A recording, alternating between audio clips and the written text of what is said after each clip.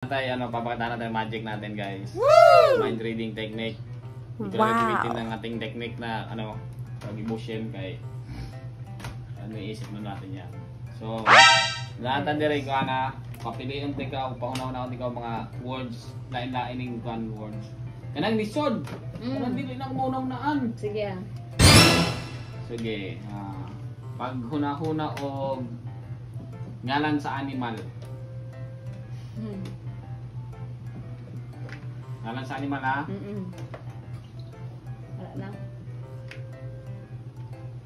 Ngalan sa animal, ha?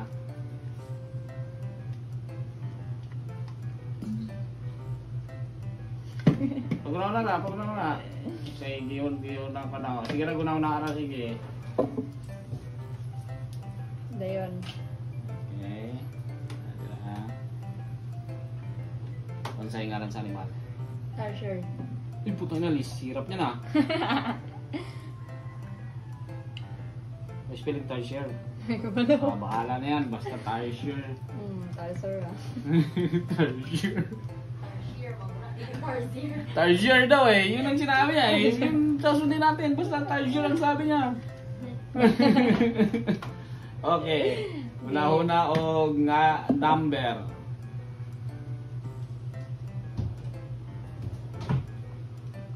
Isang kanay sa istorte kay kayo na wala. Number.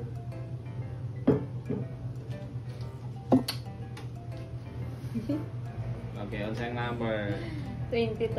Uy, ang hirap talaga niyan pa. 22. Okay.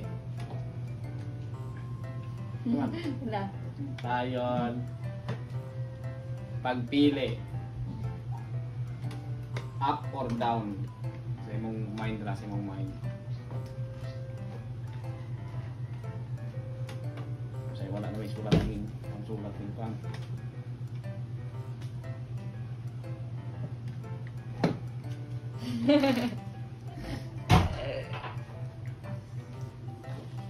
Anja. Up. Aha. Okay. Isa-isahin muna natin. Paano ya? Kana, natawa na.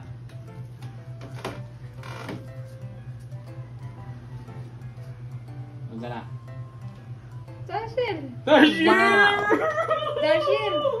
Ano ba? Ito? Oy, tarsier! May paano naman no? Tarsier. Kana.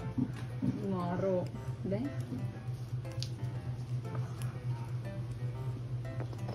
Wow! 22, legit guys.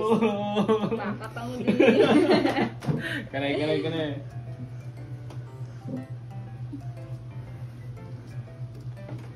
Up.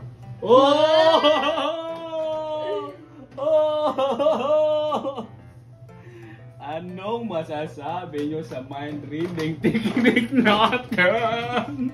Amazing. Grabe no.